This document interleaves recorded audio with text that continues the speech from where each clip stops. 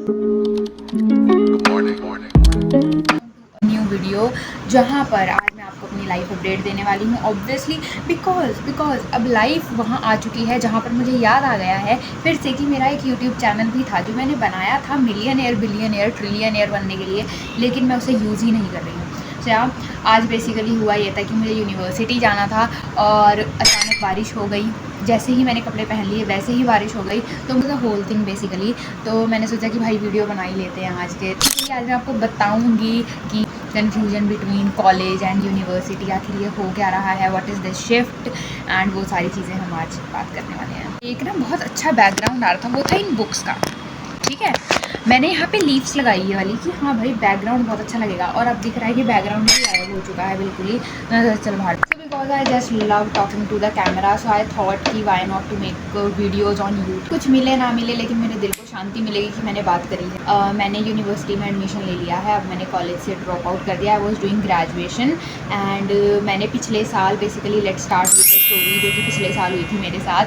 तो passed out +2 and +2 पास करने के बाद I decided to be in the teaching line. मैंने ये सोच रखा था कि मुझे टीचिंग लाइन में जाना है, लॉ की लाइन में जाना था वैसे तो मैंने, बट ठीक है it's a separate story content. ठीक है, मैंने फिर सोचा कि मेरे को टीचिंग लाइन में जाना है। तो टीचिंग लाइन में जाने के लिए जो ऑप्शन था इट वाज लाइक कि एक एंट्रेंस एग्ज़ाम था वो देना था हमें, और फिर उसके बाद हमारा 4 इयर्स का इंटीग्रेटेड कोर्स। एडमिशन लिया, एक यूनिवर्सिटी है दैट इज़ पंजाब यूनिवर्सिटी, मैंने वहाँ पर एडमिशन लिया। एंड जब मतलब कि पिछले साल उसके लिए अप्लाई कर दिया, बट वहाँ पर मेरा वेटिंग लिस्ट में लास्टली काउंसलिंग के टाइम पे रह गया था, तो वेटिंग लिस्ट में रह गया था बेसिकली। और उसके बाद फिर मैंने ये चीज़ सोची कि अच्छा अब अगर ये नहीं हो रहा है तो फिर हम क्या करेंगे, तो इसलिए मैंने साथ के साथ ग्रेजुएशन के भी फॉर्म भर दिए थे।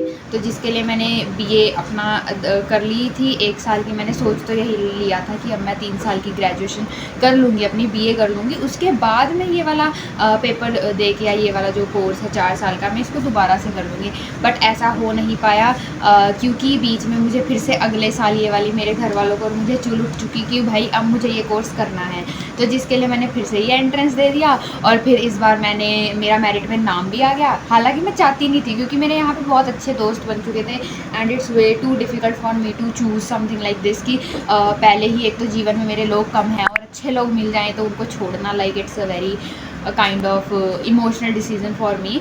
तो हुआ ये, तो बेसिकली जब ये वाली बात हुई कि मैंने एंट्रेंस दे दिया है, मेरा एंट्रेंस क्लियर हो गया है एंड मेरा मेरिट में भी नाम आ गया है, तो अब कन्फ्यूजन ये थी कि जाना है कि नहीं जाना है, and it was all up to me. लेकिन मेरे पेरेंट्स तो कह रहे थे कि भाई चली जा, अच्छी बात है, वैसे भी 5 साल लगेंगे, ऐसे भी 5 साल लगेंगे, तो तू अभी कर ले और आगे कॉम्पिटिशन भी बढ़ जाएगा। बेसिकली फिर ये चीज़ हुई, तो फिर मैंने डिसाइड कर लिया कि हाँ भाई वैसे भी इतना कुछ खास था नहीं, चलो अच्छे लोग मिले, that was a good thing, but इतना कुछ भी नहीं था कि मैं उस चीज़ में ही अटकी रहूँ ना। Go to the university and बस अपनी डिग्री कंप्लीट करते हैं।